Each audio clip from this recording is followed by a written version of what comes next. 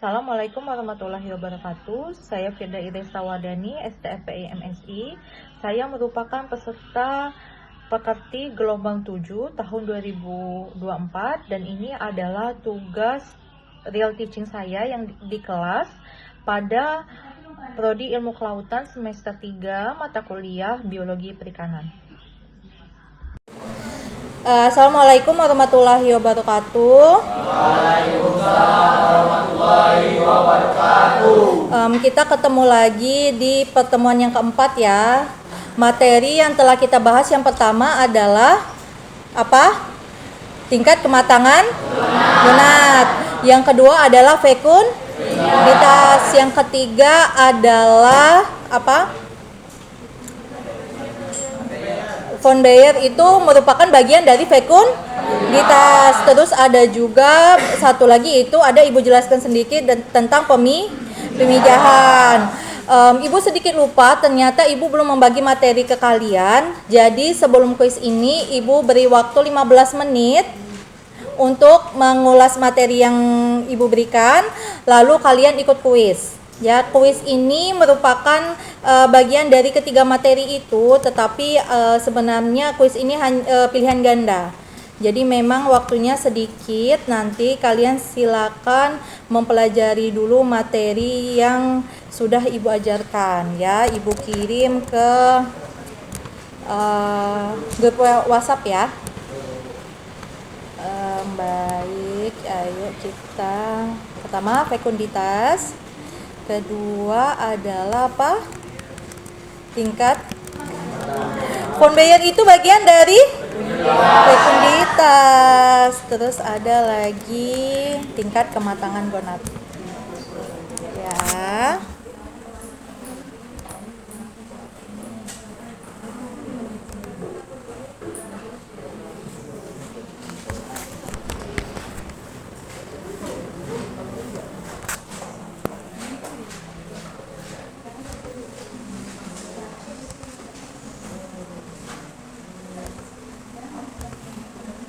Nah, Ibu sudah kirimkan materinya di grup. Silakan kalian mempelajari. Waktunya Ibu beri itu sampai 10.45 ya. Baru kita ke kuis.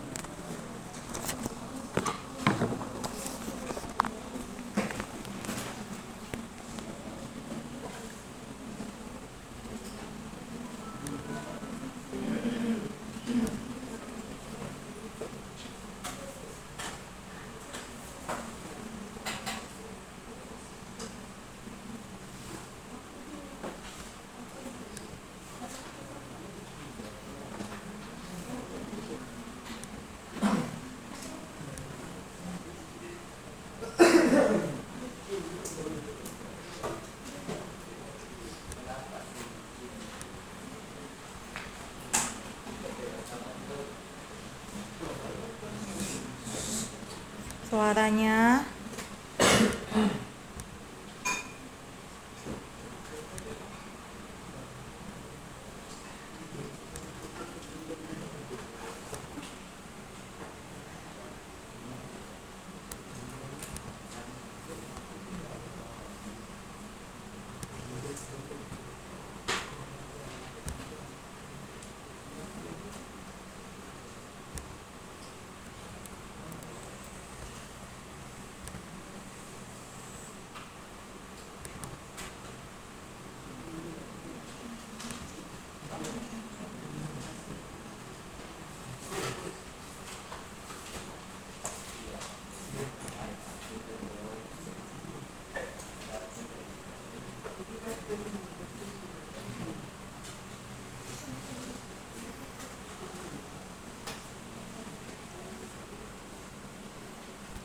Ada yang tidak masuk?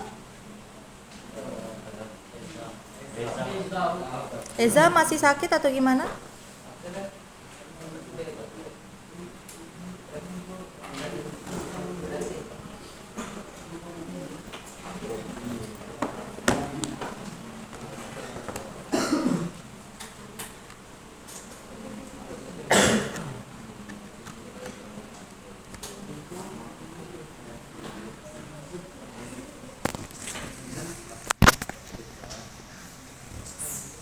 Silakan membaca, mengingat-ingat biar mudah dan bisa mengerjakan soal yang akan dijadikan kuis.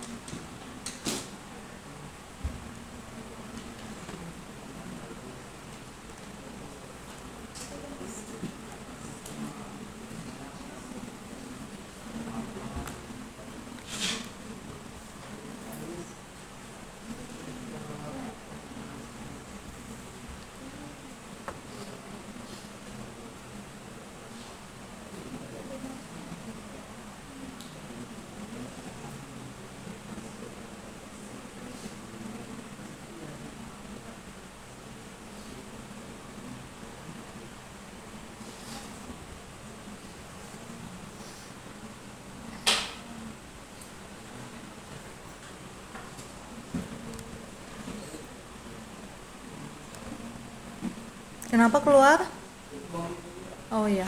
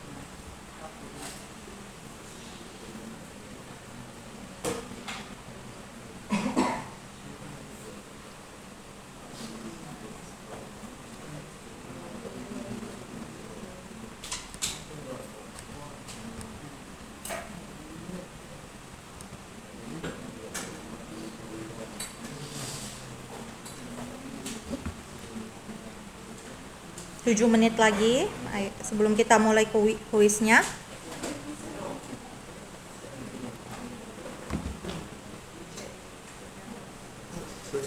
Ya.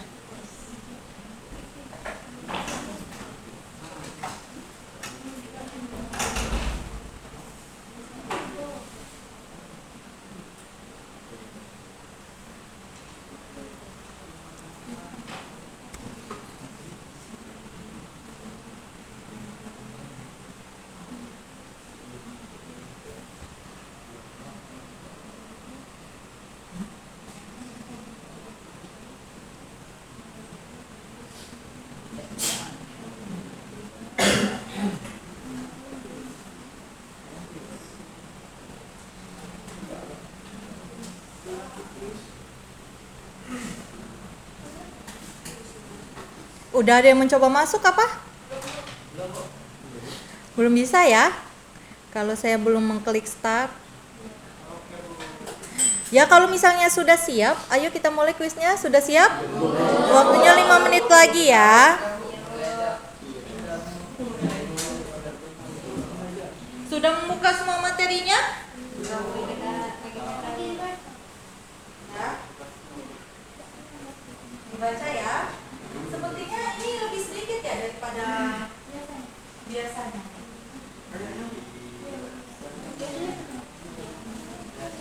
Banyak yang nggak masuk, absennya boleh saya lihat?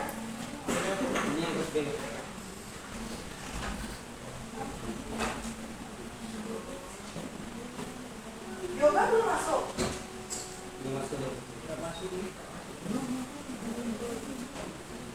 Revita belum tanda tangan ya? Eza memang nggak masuk. Keterangannya apa? Udah Revita.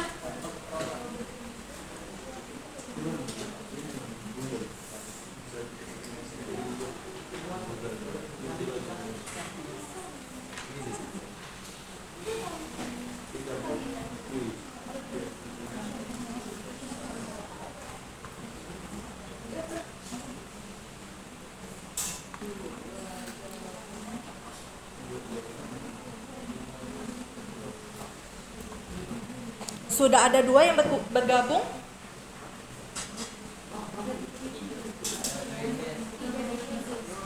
Ya. Belum bisa keluar kan soalnya. Diharap pas kuis nanti semuanya menutup ya, menutup jendela menutup jendela materinya. Jadi yang hanya dibuka hanya kuisnya saja ya.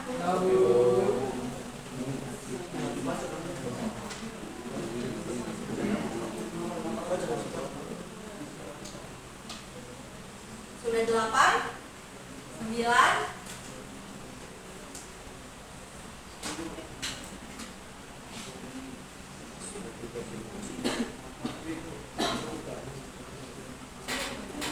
Kalau misalkan menggunakan laptopnya dibuka, HP-nya ditutup. Kalau misalkan menggunakan handphonenya dibuka, laptopnya ditutup. Ya, lebih baik nilai kejujuran dibanding kalian nilainya tinggi tetapi kalian tidak jujur ya. Kuisnya ada 16 soal, Ibu kasih waktu 20 soal. Ini ada 3 menit lagi untuk kita memulai kuis ya.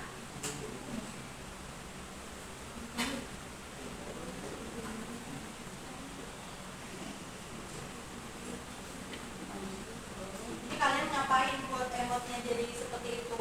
Baru 21, ayo.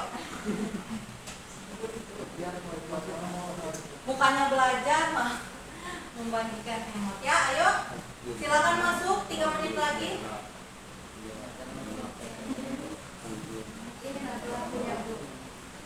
Ayo. Nggak perlu membagikan banyak emot, tetapi perlunya apa? Jadi nomor 1. Ayo. 3 menit lagi kita memulai kuisnya, baru 33 yang bergabung.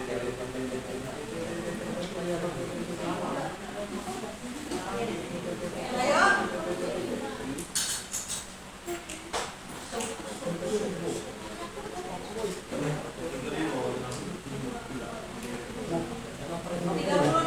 Semuanya ada berapa? 47 ya?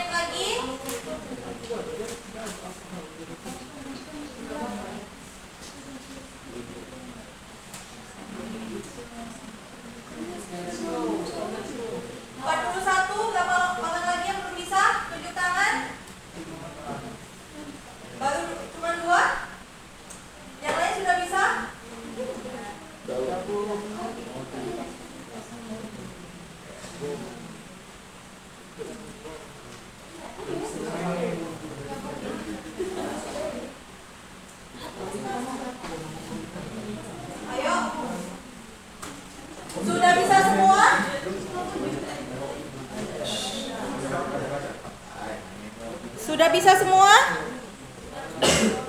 Siapa yang belum? Ayo silakan masuk. 1 menit lagi. Apa kendalanya? Tutup semua catatannya. Tutup semua catatannya. Yang memakai HP, tutup laptopnya. Yang memakai laptop, tutup HP-nya. Ya.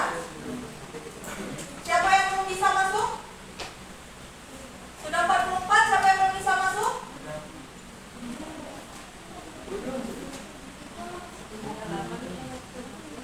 Siapa yang belum bisa masuk, tunjuk tangan. Hah? 44, sudah semua? Ibu mulai kuisnya. Siapa yang belum masuk, tunjuk tangan.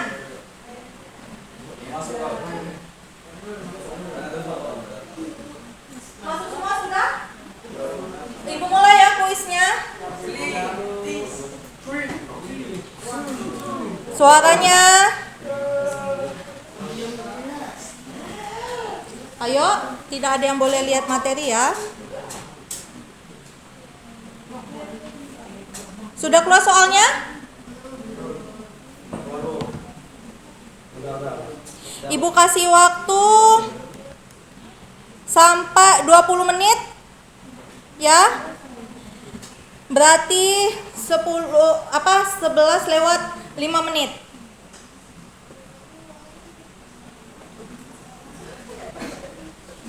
Nggak ada yang kerjasama?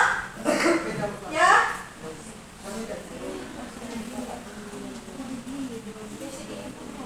Kenapa?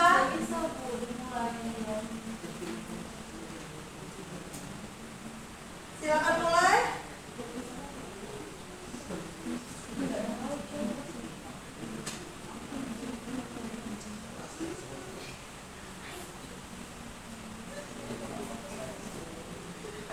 Kenapa? Kenapa? Jangan saling kerjasama ya. Ayo. Masih Farhan yang memimpin tuh. Tidak ada yang kerjasama ya.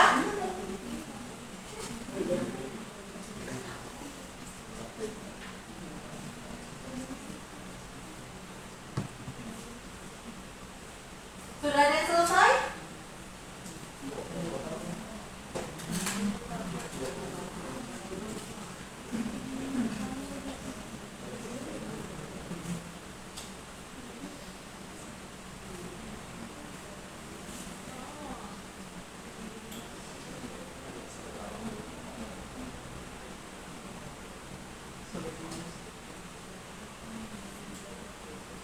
Tidak ada yang kerjasama dan membuka materinya ya.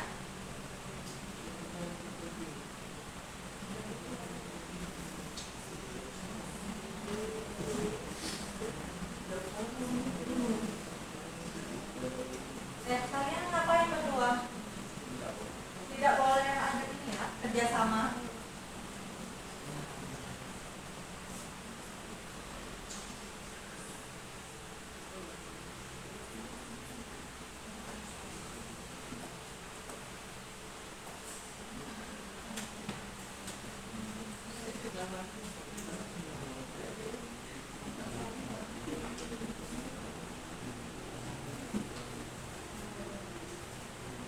Waktunya tinggal 17 menit lagi ya.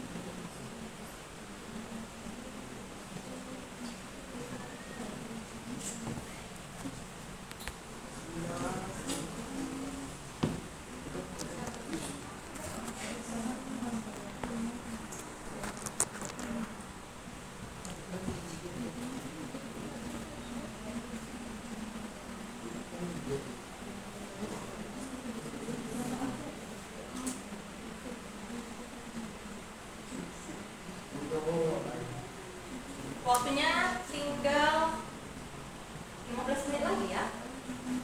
Masih banyak, tapi sepertinya sudah banyak yang menyelesaikan soalnya.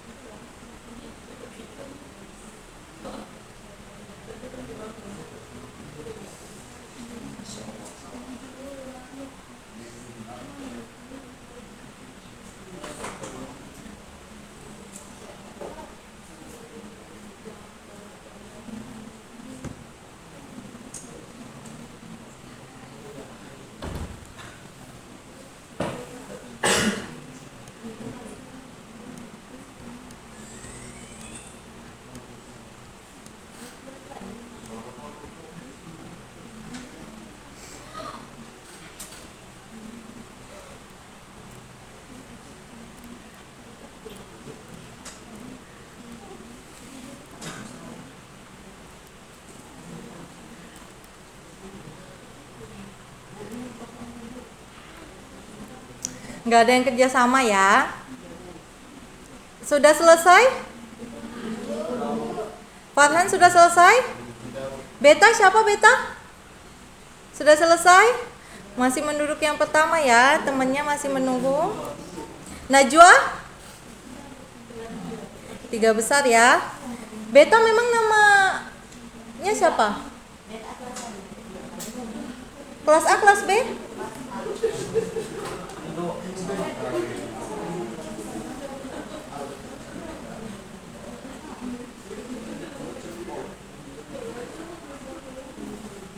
Tiga menit lagi ya. 8 menit lagi.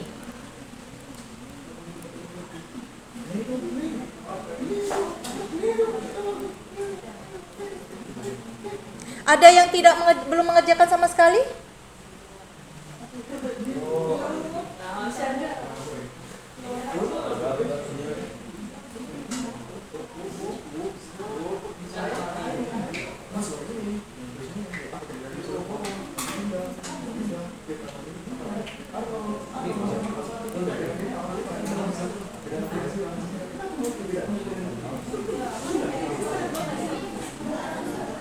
Yang sudah selesai suaranya ya.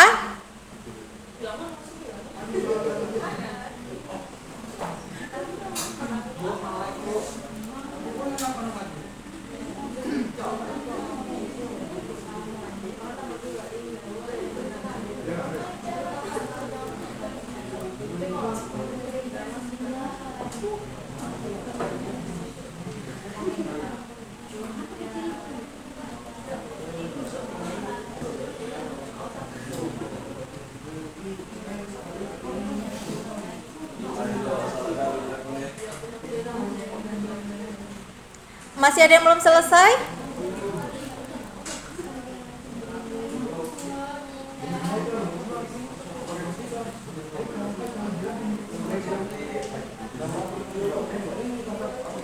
Dari Raden ya, belum ya?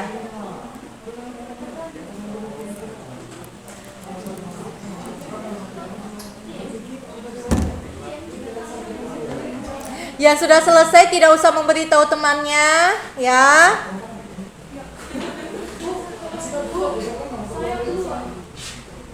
Sudah di nomor berapa?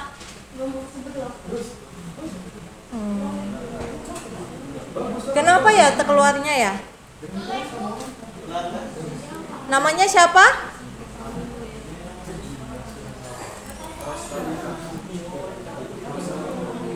Nanti mungkin sedang tidak beruntung. Ya, yang masih mengejar suaranya harap tenang, jangan memberitahu teman yang sudah selesai. Kalau memberitahu yang selesai, posisi kalian akan semakin di bawah ya, lebih baik diam ya.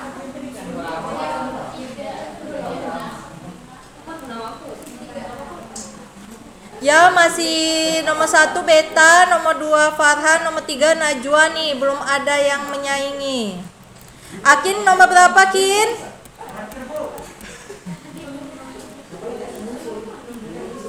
Sudah selesai semua? Berapa orang lagi yang belum selesai?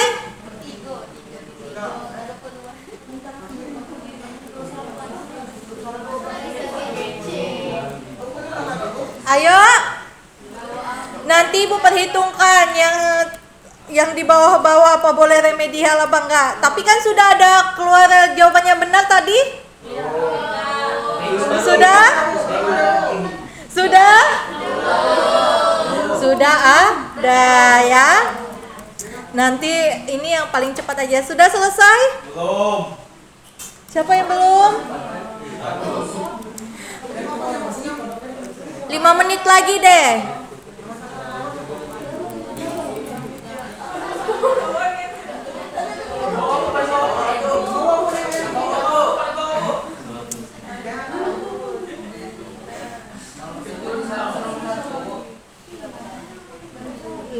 Sudah Ibu rekam.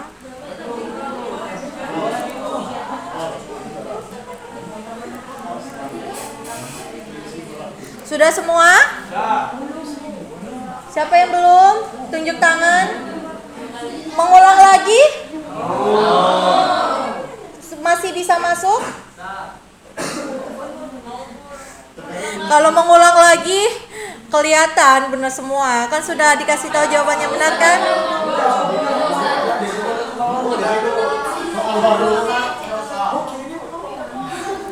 Nanti ya soal barunya kita ketemu di mata kuliah yang lain.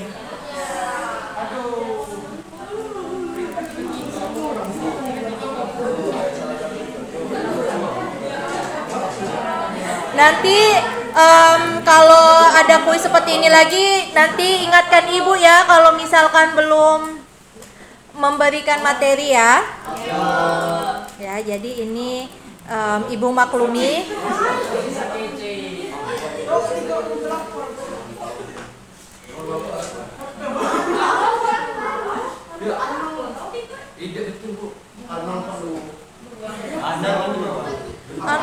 Belum mengisi? Hah?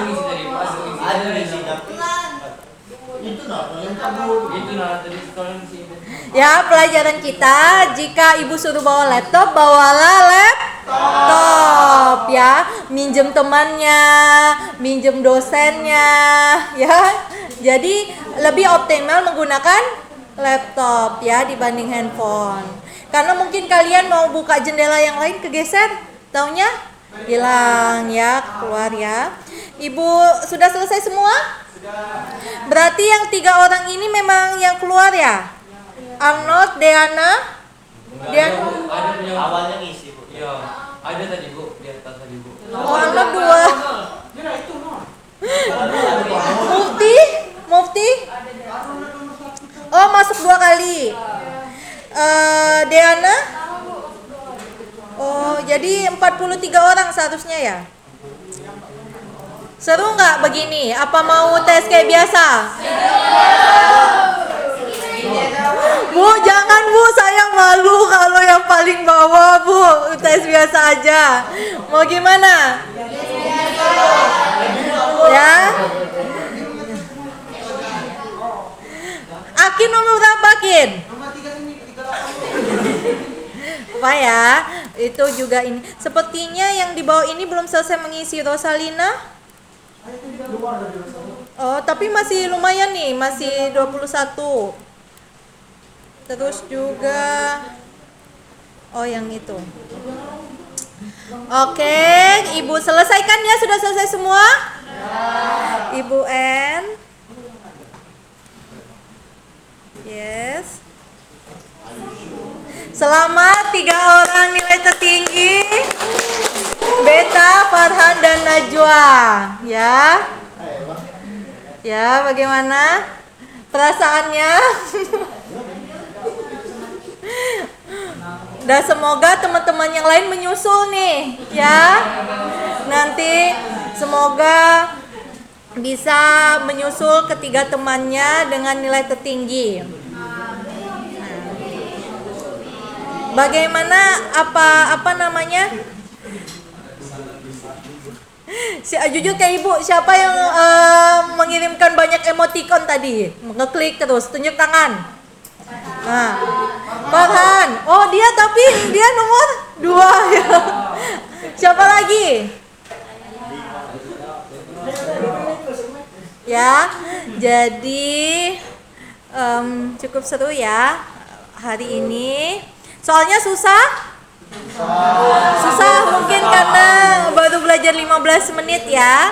Nanti kalau misalkan ada kuis seperti ini lagi, nanti sebelumnya ibu akan berikan materinya terlebih dahulu. Nah, di sini ada studi kasus. Kemarin kita sudah membagi kelompok berapa? 6 ya? Kelompok 1 kelas A, mana tunjuk tangan? Kelompok 1 kelas B? Kelompok 2A? Kelompok 3A? Kelompok 3B? Kelompok 2B? Oh, lengkap ya, udah duduk sesuai kelompok masing-masing. Nah, di sini ibu sudah ada beberapa studi kasus. Ya. Biologi perikanan di mana di sini ada 6 kasus. Ya. Berarti satu kelompok itu dapat berapa kasus? 1 kasus ya. Nah, untuk kelas A dia mendapatkan nomor ganjil. Berarti untuk kelompok 1, 2, 3 kelas A itu dia mendapatkan studi kasus nomor 1, 3, dan 5 ya. Sedangkan kelas B dia mendapatkan nomor genap, yaitu 2, 4, dan 6 ya. Di studi kasus ini kalian berdiskusi bagaimana cara untuk menyelesaikan masalah yang telah ada di 6 masalah ini dan mengaitkan permasalahan dan solusinya itu dengan yang telah kita pelajari, yaitu dengan pengamatan fekunditas, terus juga dengan pengamatan tingkat kematangan gonad dan pemijahan. Nah, kalian juga bisa mencari sumber-sumber di internet itu bagaimana sih ketika ada masalah yang berhubungan dengan tingkat kematangan gonad, fekunditas ini bagaimana penyelesaiannya. Ya, misalkan misalkan diadakan penelitian fekunditas dengan metode seperti ini. Nah, kreativitas kalian diuji di sini, di mana kalian menyusun solusi dari permasalahannya. Jadi solusi-solusi ini bebas menurut kalian. Jadi kalian itu seperti peneliti yang sedang menyelesaikan masalah. Nah, jadi mungkin setiap kelompok itu berbeda. Bu, menurut kelompok kami, masalah yang kami dapatkan ini penyelesaiannya seperti ini. Jadi bebas. Yang ibu nilai yang pertama adalah keaktifan dalam diskusi. Ya, bagaimana kalian berdiskusi menyelesaikan masalahnya. Yang kedua adalah bagaimana kalian menjelaskan atau menguasai hasil dari diskusi permasalahannya. Yang ketiga adalah presentasi yang kalian lakukan. Mungkin nanti kalau misalkan sudah memang diwakilkan oleh yang perempuan, kalau misalkan kelompok yang di laki-laki itu mau sholat Jumat ya. Jadi nanti ibu akan melihat presentasinya. Nah, jadi nanti diskusi ini berlangsung cukup singkat, yaitu ibu hanya memberi waktu 40 menit. Sisa pertemuan kita 20 menit itu ada presentasi. Jadi kalian cuman buat tahapan penyelesaian ini paling banyak 4 slide. Ya, tidak usah sampai 20. Karena nanti pas presentasi itu memakan waktu yang cukup lama ya. Studi kasusnya ibu kirimkan kepada Komti ya. Komti nanti memberikan di grup kelasnya ya. Komtinya Alfizar ya.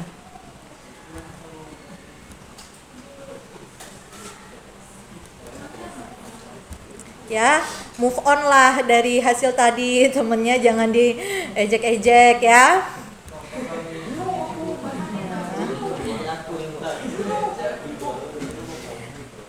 Silakan Silakan berdiskusi. Ibu sudah mengirimkan studi kasusnya dengan Komti. Silakan Komti memberikan studi kasusnya.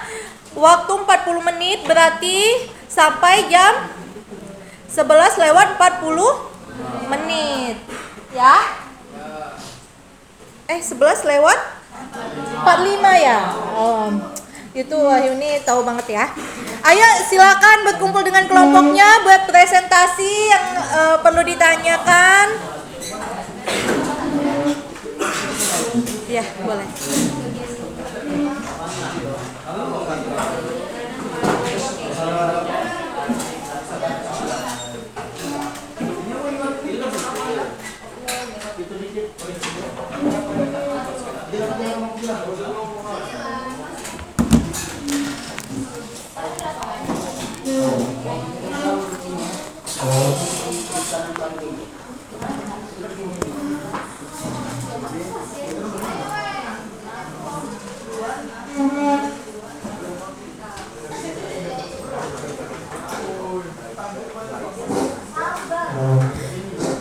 Ya, kalau misalkan ada istilah-istilah dari studi kasusnya, kalian boleh mencari di website ya. Silakan berdiskusi.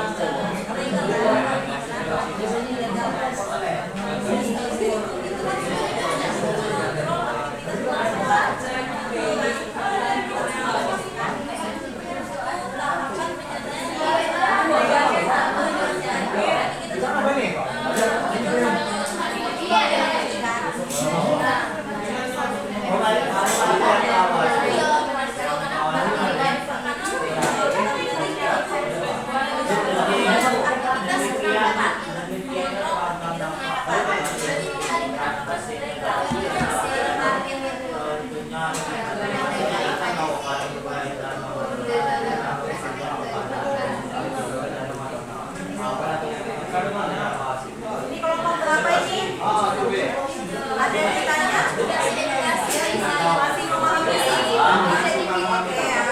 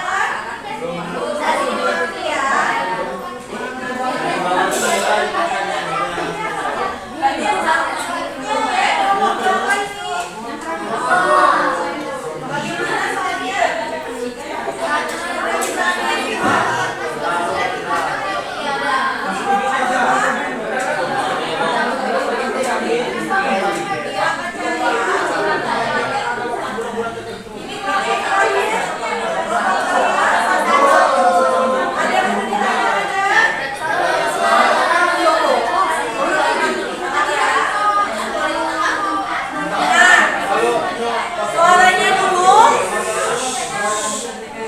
Salah satu kelompok sudah ada nih yang ketemu. Jadi ini memang merupakan masalah yang ibu ambil dari jurnal. Jadi kalau kalian ingin mencari jurnalnya, kalian bisa mengklik masalahnya, lalu kalian bisa ketemu jurnal yang ibu ambil ya, sumber jurnal yang ibu ambil.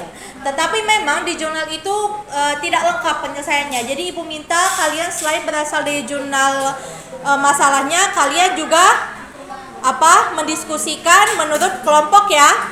Ya bagaimana sebaiknya penyelesaiannya yang dilakukan, penelitian apa yang memungkinkan untuk membantu dalam penyelesaian masalahnya, itu bisa kalian gunakan.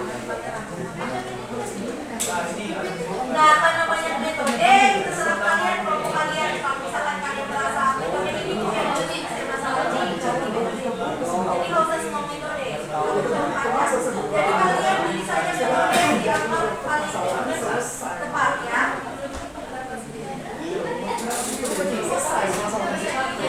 Kenapa?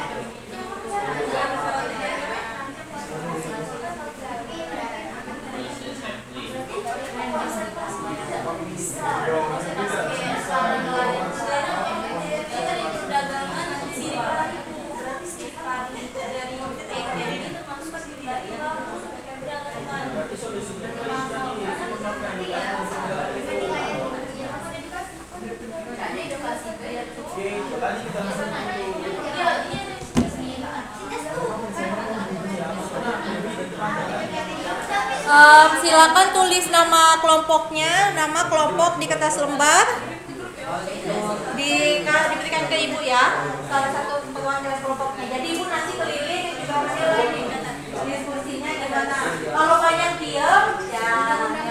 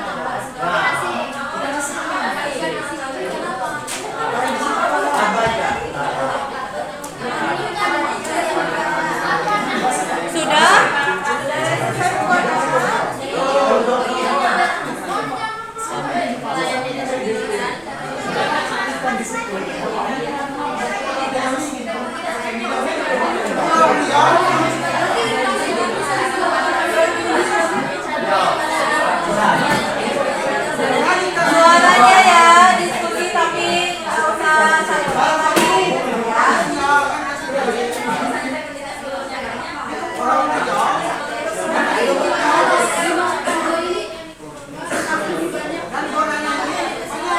kelompok yang tidak masuk tidak usah ditulis namanya ya.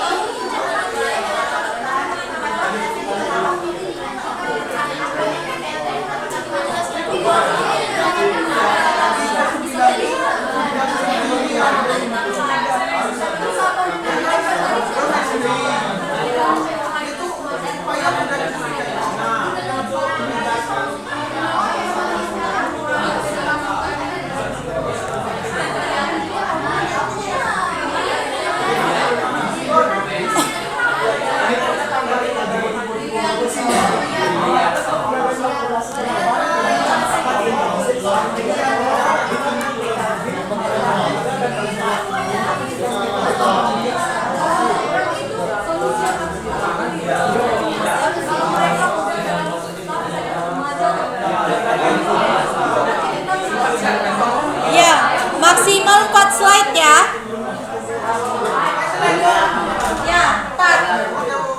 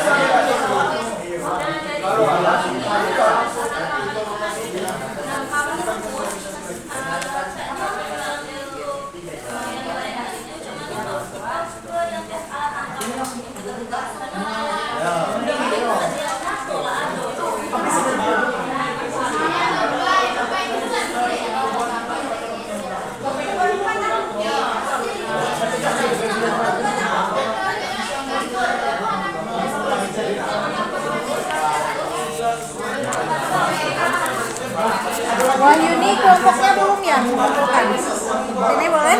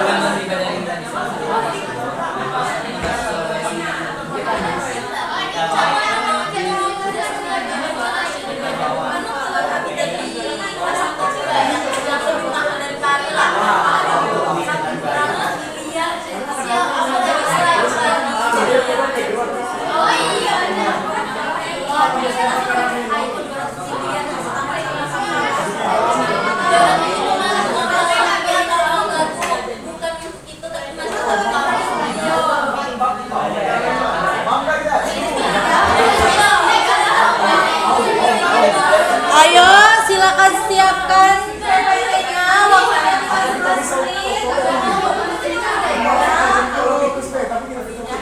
Waktunya 15 menit lagi. Silakan siapkan PPT-nya. Presentasi.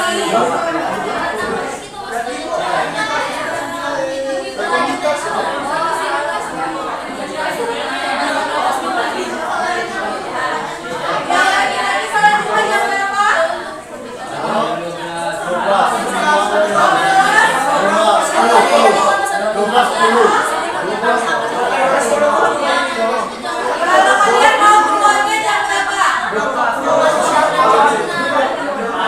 pas? Oke, jadi nanti yang masih maju silakan yang perempuan mewakili kelompoknya ya. Silakan dilanjutkan diskusinya.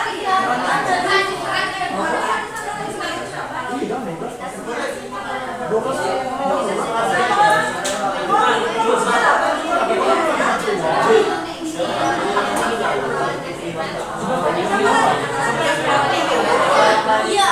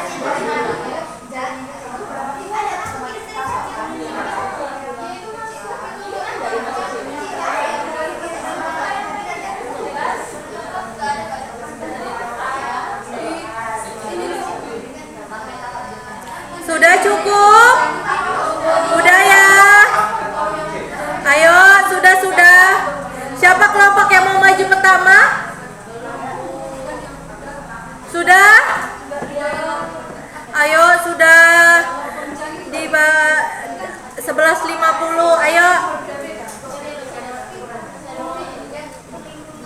Ya, Ibu.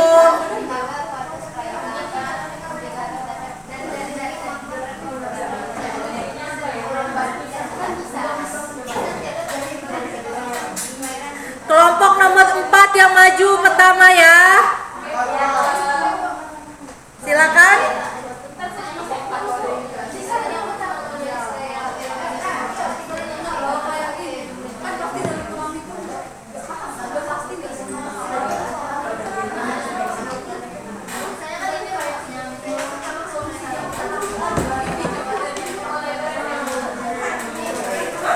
Silakan kelompok 4.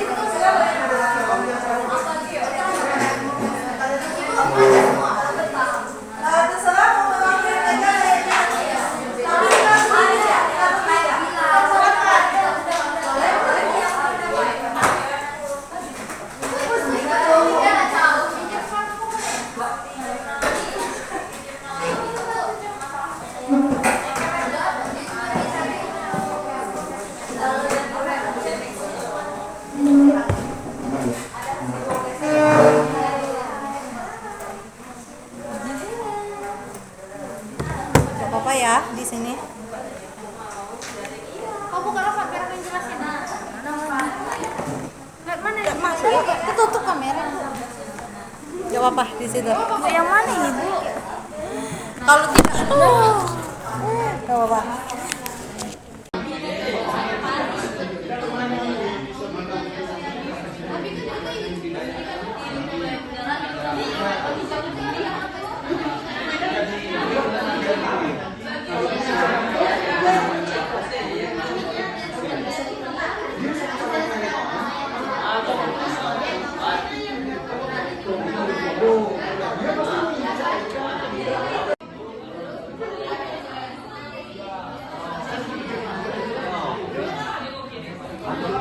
Ini kelompok berapa? 3B.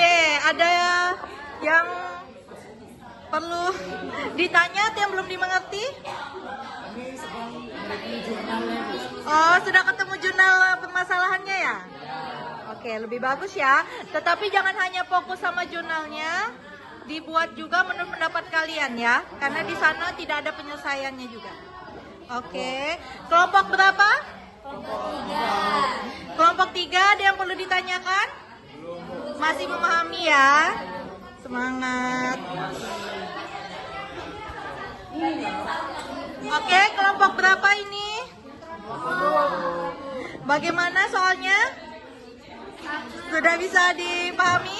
Sudah, Bu, sudah. Ini kelompok berapa? Silakan cari ya. Ini kelompok terakhir. Kelompok berapa? Ada yang perlu ditanyakan nggak? Ya, semangat ya.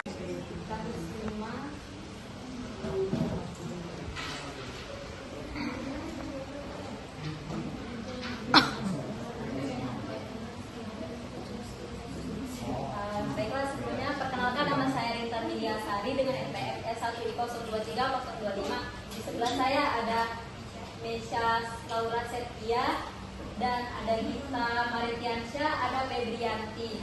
Nah, di sini kami akan menjelaskan studi kasus tentang penyuluhan terhadap ikan pari keke. Boleh disebutkan dulu ya studi kasusnya gimana?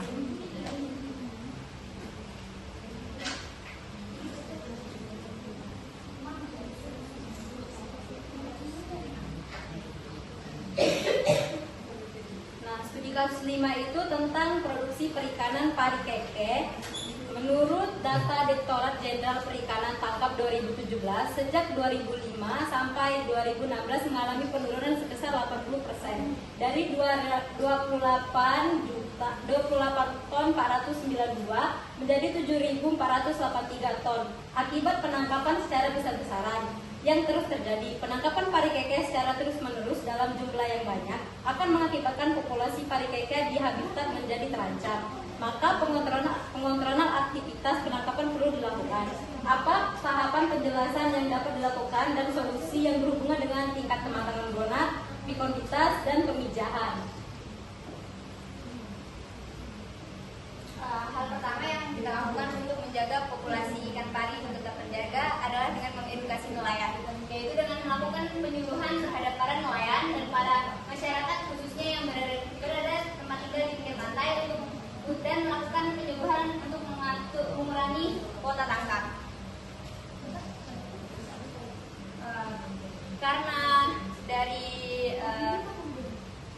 penjelasan tentang hukum dari ikan pari keke itu sendiri belum terlalu jelas. Jadi untuk meminimalisir penangkapan overfishing, jadi kita menggunakan cara solusi lain, yaitu adalah menetapkan batasan penangkapan atau bahkan melarang penangkapan ikan di beberapa wilayah untuk mencegah penurunan populasi lebih lanjut.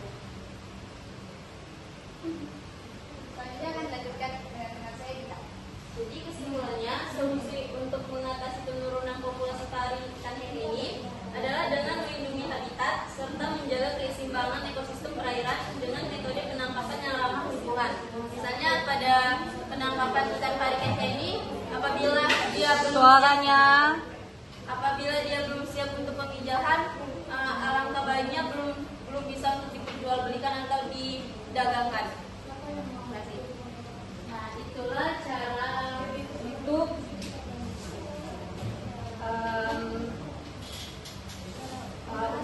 penyelesaian masalah tentang ikan overfishing terhadap ikan pari keke.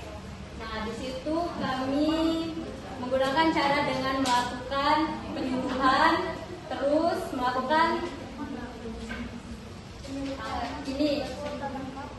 pembatasan kuota tangkap terhadap ikan pari keke. Baiklah, itu saja yang bisa kami sampaikan. Lebih dan kurangnya kami mohon maaf. Wabillahi taufiq wal hidayah. Wassalamualaikum warahmatullahi wabarakatuh.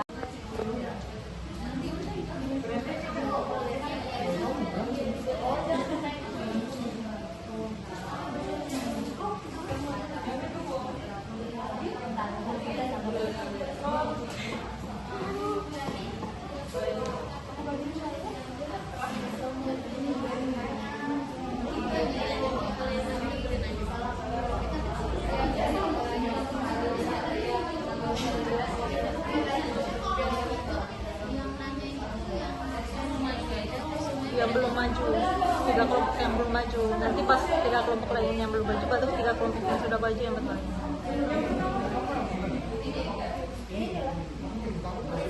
Sebutin dulu ya masalahnya apa ya. Dia temennya juga itu. Suaranya.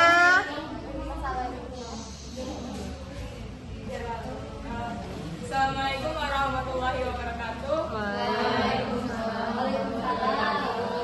Sebelumnya kami dari kelompok 1A ingin menjelaskan hasil diskusi kami tentang masalah reproduksi dalam upaya budidaya ikan sembilan.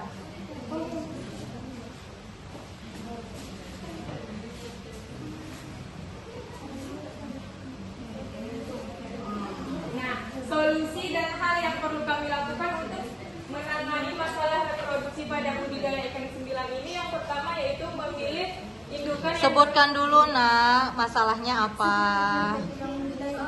Soal studi kasusnya apa. Ya. Ikan sembilan adalah salah satu komoditi lokal di Kepulauan Riau. Domestikan dan budidaya belum dilakukan. Reproduksi merupakan salah satu masalah terbesar dalam upaya budidaya. Ikan sembilan adalah salah satu komoditi ikan potensial untuk melakukan domestikasi maupun upaya budidaya. Hal ini dikarenakan ikan sembilan memiliki nilai ekonomi serta banyak ditemukan di daerah mangrove. Upaya domestikasi maupun budidaya membutuhkan gambaran tentang reproduksi, salah satu tentang biologi reproduksi. Jabarkan hal yang perlu dilakukan dan solusi permasalahannya. Nah, solusi dan hal yang perlu kami lakukan untuk domestikasi dan budidaya ikan sembilan. Yang pertama yaitu memilih indukan yang berkualitas dengan cara seleksi indukan dari alam dan pengembangan penangkaran. Untuk masalah kegagalan pemijahan yaitu dengan cara induksi hormon dan manipulasi lingkungan. Untuk masalah kesulitan merawat larva, kita perlu memberikan pakan khusus dan pengelolaan air yang baik. Yang terakhir yaitu minim pengetahuan lokal, yaitu dengan cara pelatihan dan kolaborasi dengan lembaga riset.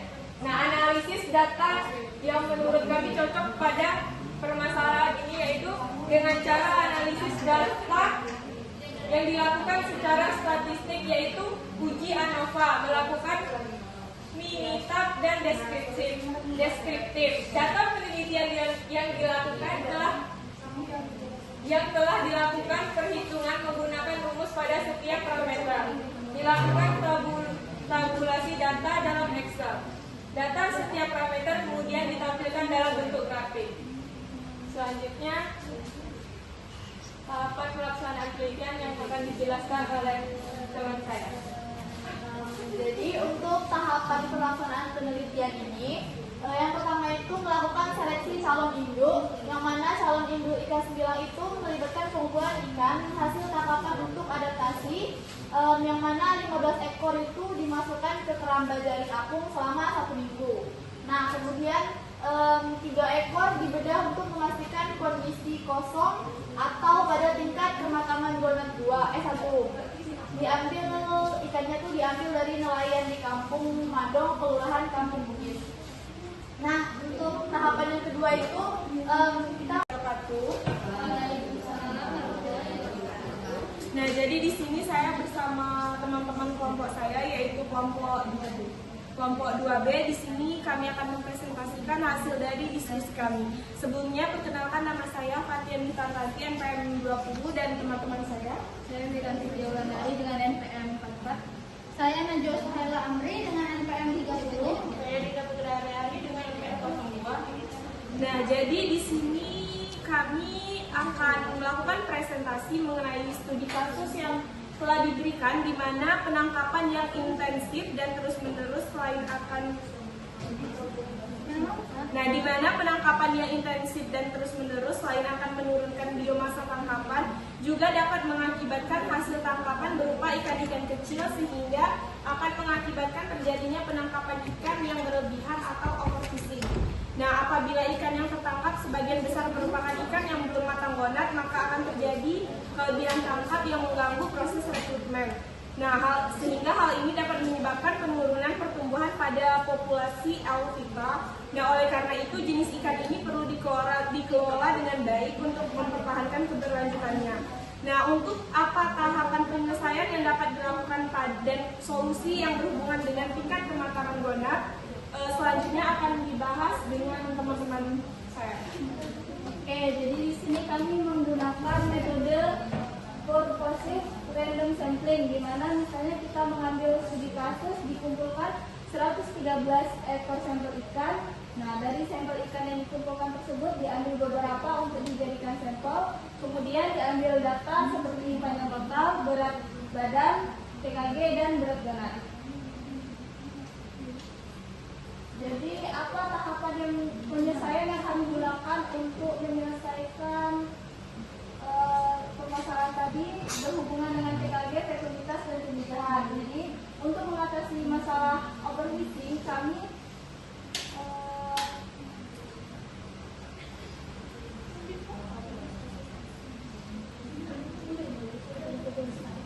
pada populasi ikan Elphiba termasuk tantangan seperti penurunan biomasa, penangkapan ikan kecil yang belum matang gonad, serta gangguan terhadap proses rekrutmen. Diperlukan pendekatan pengelolaan yang komprehensif. Fokusnya adalah menjaga keberlanjutan populasi dengan mengontrol eksploitasi dan mendukung proses reproduksi dari ikan tersebut.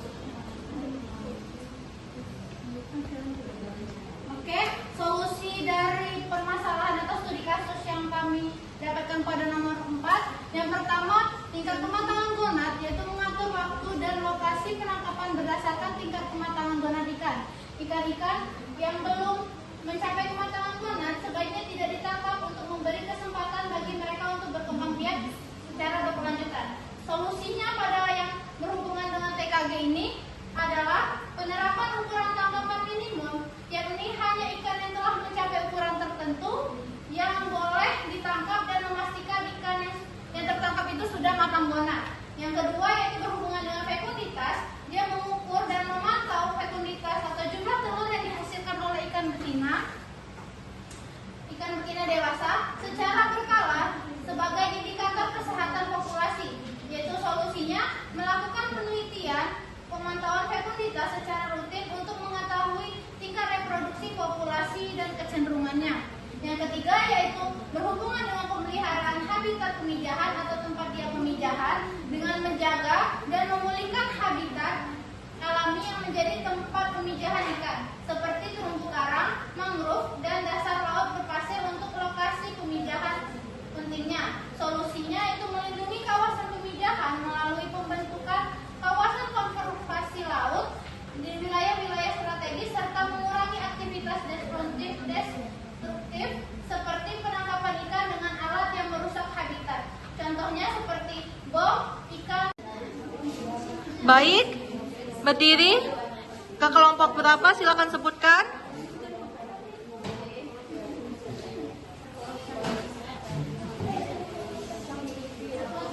Satu pertanyaan ya.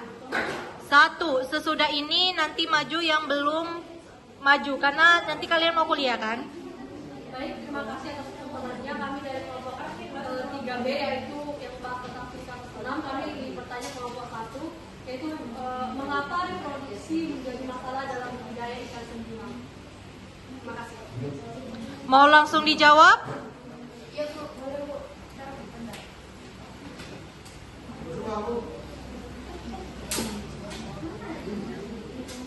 Mengapa reproduksi menjadi masalah dalam budidaya ikan sentilang? Jawabannya itu reproduksi menjadi masalah karena kurangnya pemahaman tentang siklus hidup dan kebutuhan reproduksi ikan sentilang. Jika tidak ada informasi yang cukup mengenai waktu pemijahan, frekuensi reproduksi dan kondisi lingkungan yang optimal, proses budidaya dapat terhambat menyebabkan rendahnya tingkat kelangsungan hidup pertumbuhan larva ikan sentilang itu. Apakah jelas? Jelas? Baik, terima kasih. Baik, selamat siang buat kita semua. Salam sejahtera. Di sini kami dari kelompok 1A dengan studi kasus pembudidayaan benih udang kuce atau Macrobranchium idae di Danau Tempe, Sulawesi Selatan. Yang mana produksi udang di Danau Tempe, Sulawesi Selatan ini merupakan salah satu komponen penting di sektor perikanan, dan juga Danau Tempe ini merupakan salah satu danau terbesar di Sulawesi Selatan. Produksi udang air tawar ini didominasi oleh jenis udang yang dikenal dengan nama daerah udang salo atau udang kuce dengan nama latin Macrobranchium idae, yang mana permintaan udang air tawar ini oleh konsumen selama ini hanya dipenuhi dari hasil penangkapan di Danau Tempe tersebut, dan tidak dapat dipertahankan sepanjang tahun jika hanya mengandalkan oleh penangkapan nelayan. Hal ini disebabkan oleh selain jumlahnya yang terbatas, juga dipengaruhi oleh musim pada udang kuce ini.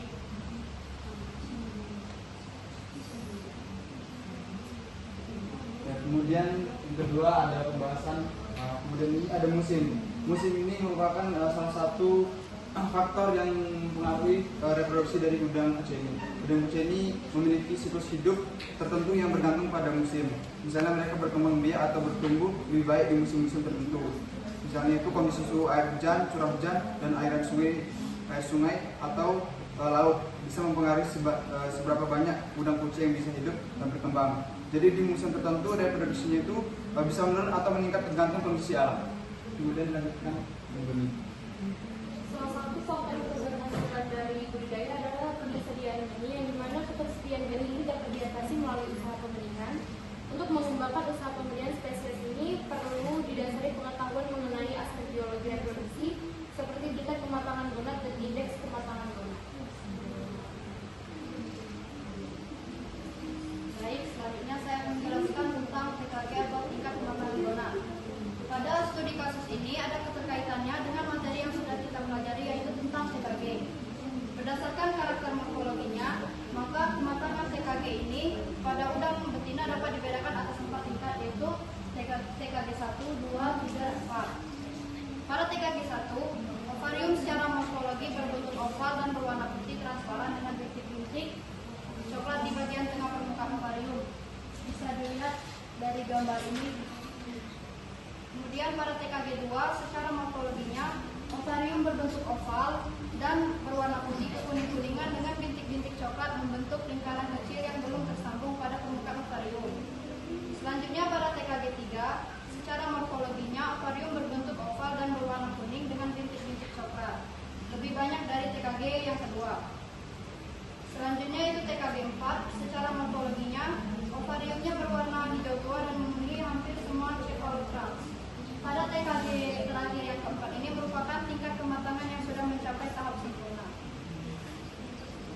Untuk solusinya itu seperti yang sudah dijelaskan sebelumnya bahwa untuk udang fase ini untuk dihasilkan itu hanya dari penangkapannya saja, maka kita perlu melakukan pengembangan budidaya itu seperti pembibitan, perawatan dan manajemen lingkungan yang baik. Dan untuk yang kedua itu yaitu melakukan teknologi yang lebih modern seperti bioflok atau aquaponik. Nah yang ketiga itu melakukan edukasi atau memberikan materi atau pelatihan kepada masyarakat sekitar itu bagaimana cara membudidayakan udang tersebut dengan baik.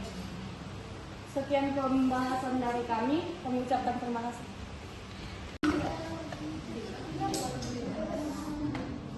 Kenapa dimatikan? Dingin ya? Panas lagi, belum dari tadi. Boleh pindah kemana? Ke depan apa? Tidak bisa pakai kipas tidak.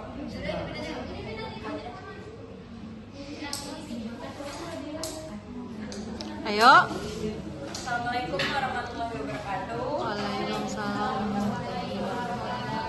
Kami dari kelompok 2A dengan studi kasus yang nomor 3. Ini kami akan menjelaskan solusi dari permasalahan yang ada. Jadi permasalahannya yaitu di Provinsi Nusa Tenggara Timur merupakan wilayah kepulauan yang memiliki potensi sumber daya laut yang cukup besar. Kepiting bakau itu salah satunya. Jadi kepiting bakau memiliki cita rasa dan kandungan gizi yang tinggi sehingga banyak diminati oleh seluruh dunia, sehingga kepiting ini bisa dijadikan komoditas ekspor Indonesia. Namun permintaan pasar yang tinggi dapat mengakibatkan eksploitasi berlebihan sehingga dapat mengancam populasi serta lingkungan, terutama ekosistem bakau di mana kepiting tersebut dibudidayakan. Jadi, apa tahap penyelesaian yang dapat dilakukan dan solusinya yang berhubungan dengan TKG, fekulitas, dan pemijahan? Baik, di sini solusi yang kami berikan pun sama, yaitu kepiting bakau harus dibudidayakan. Yaitu dimulai dengan pengambilan sampelnya pada ekosistem mangrove tersebut. Bagaimana sih indukan yang baik? Kita jadi memilih indukan yang sudah matang modal untuk dilakukan budidaya, dan pengambilan itu pada musim penangkapan, yaitu biasanya dilakukan pada musim pemijahan. Jadi kita memilih kepiting mana yang sudah bagus atau sudah matang mana, terus kita ambil sampelnya, terus kita lakukan fekulitas atau pemijahan, dilakukan pemijahan terlebih dahulu. Pemijahan itu nanti juga dilakukan dibantu dengan pembudidayaan tersebut. Kemudian di sini ada fekulitas atau limbah yang dihasilkan. Penjelasannya akan dilakukan oleh kita. Jadi dalam fekulitas itu dalam penjumlahan hitungan telur itu dilakukan dengan metode non destruktif, yaitu dia dengan cara menghitung telur tapi tidak membunuh dari si induknya itu. Nah, setelah kita mengambil si sampel telur itu, kita menghitung jumlah telurnya dengan metode Conveyor. Setelah itu didapatkan jumlah telurnya berapa, lalu dilakukan pembudidayaan lagi dari si kepitingnya itu. Berarti kita sudah mengetahui berapa jumlah telur hasil dari kepiting memijah. Lalu setelah itu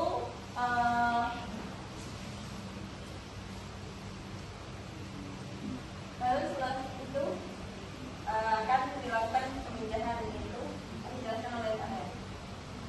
Nah, pemijahan kepiting bakau ini dilakukan dengan langkah-langkah. Pertama dengan pemantauan waktu pemijahan. Itu kita memantau waktu-waktu pada saat kepiting itu memijah itu pada bulan November sampai Februari. Yang kedua itu dengan penetapan lokasi pemijahan. Jadi kita menentukan atau mencari lokasi pemijahan dari kepiting bakau. Biasanya itu di hutan bakau dan di muara sungai. Dan yang terakhir itu adalah pengendalian penangkapan. Yaitu kita tidak boleh menangkap kepiting betina yang sedang matang bonat atau sedang memijah, karena itu akan menghambat perkembangan proses pemijahan. Kesimpulan yang dapat kita ambil dari studi kasus ini adalah pengelolaan penangkapan, menghindari penangkapan di musim pemijahan dan pengaturan kuota tangkap yang didasarkan pada data TKG dan fekunitas, konservasi habitat, itu melindungi dan memulihkan habitat bakau yang kritis bagi pemijahan dan fekunitas bibit bakau, dan yang terakhir adalah pengembangan teknologi budidaya. Akan menjelaskan studi kasus ke-6.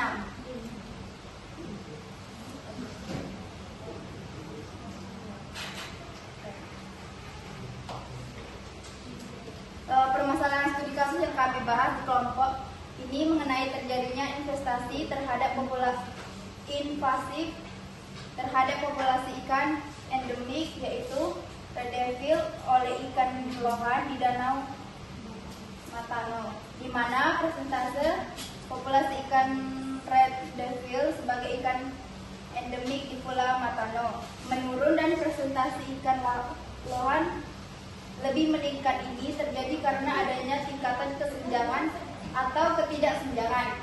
Misal kesenjangan benih ikan lohan dilepas oleh manusia, ketidaksenjangan sehingga karena adanya banjir terjadinya invasif ini dapat menyebabkan kerugian dan pencemaran lingkungan di danau. Baik, lanjut apa yang dibahas oleh Mufti. Baik, dari studi kasus yang sudah teman saya bacakan tadi, ada tuh tahap penyelesaiannya itu pada TKG itu, yaitu TKG ikan lohan harus dipantau secara berkala. Berdasarkan penelitian di Danau Matano, ikan lohan ditemukan berada di berbagai tingkat kematangan gonad pada TKG 1 sampai 4. Kemudian dengan didominasi dengan TKG 2 yang adanya betina mencapai TKG 4 pada musim pemijahan, yang menunjukkan bahwa ikan lohan ini siap berkembang biak dengan cepat dan dapat memperbanyak populasi dengan cepat. Solusinya yaitu dengan melakukan pengendalian populasi ikan lohan dengan penangkapan yang intensif saat mereka berada di tingkat TKG matang, yaitu 3 dan 4, untuk mencegah mereka berkembang biak secara masif. Oke, selanjutnya pengolahan komunitas. Komunitas adalah jumlah yang dihasilkan oleh ikan lohan juga harus diperhitungkan. Lohan dikenal memiliki komunitas yang tinggi yang meningkat peluang mereka untuk berkembang biak dengan dominasi ekosistem. Mengolah komunitas dapat dilakukan dengan cara menangkap ikan betina yang siap memijah atau mengurangi populasi. Solusi dari pengolahan komunitas ini yaitu mengatur pemijahan ikan lohan dengan menguraikan ikan yang memiliki komunitas tinggi dari populasi alami. Baik, selanjutnya saya akan menjelaskan mengenai pemijahan pada ikan lohan. Jadi ikan lohan itu seperti yang sudah dijelaskan pada studi kasus dan juga jurnal yang dibahas itu, bahwa ikan lohan ini lebih cenderung memindahkan telurnya itu di sekitar bebatuan, yaitu di dasar tanah. Dan juga ikan endemik ini juga melakukan hal yang sama dengan ikan lohan ini.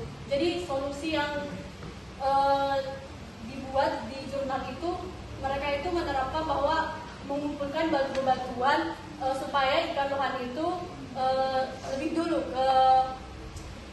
ke batu yang disusut itu. Dan juga caranya itu mereka memasang jaring agar benih yang dibuat oleh ikan lohan itu tidak keluar dari skala zonasi yang sudah ditentukan oleh peneliti itu.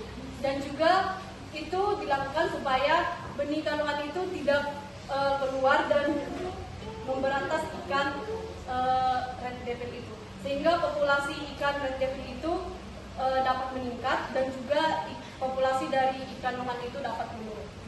Dan sesuai yang dijelaskan oleh teman saya tadi, bahwa supaya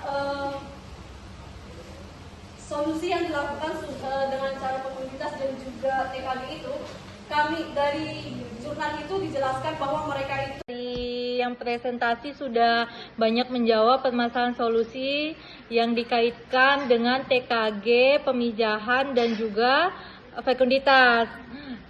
Ternyata banyak sekali permasalahan yang bisa diselesaikan dengan kita mengaitkan dari penelitian-penelitian tentang TKG, pemijahan dan juga fekunditas.